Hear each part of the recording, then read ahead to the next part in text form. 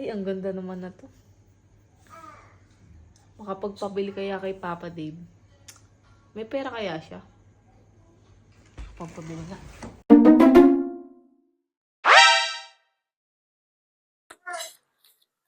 Seven, 8, 9, 13, 1, 8, 7, Papa Dave! Oh, yes! May pera ka ba dyan? Pera? Bakit? Gusto ko sanang bumili ng tingnan mo, bag. Wow. Ganda. Gusto ko sana itong bilhin eh. Mama Donna, naroon ako pera ngayon. Wala. Wala din akong pera ngayon, Mama Donna.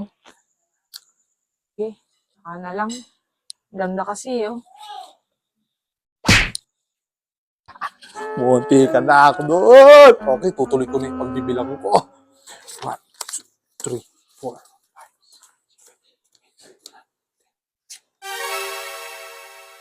Brad, di ba ikaw si Papa Dave? Ay, boss. Opo, Papa Dave. Hello? Oh, yes, boss. Ano po yun? Professional hold-upper kasi ito. Baka pwede kitang hold-upin.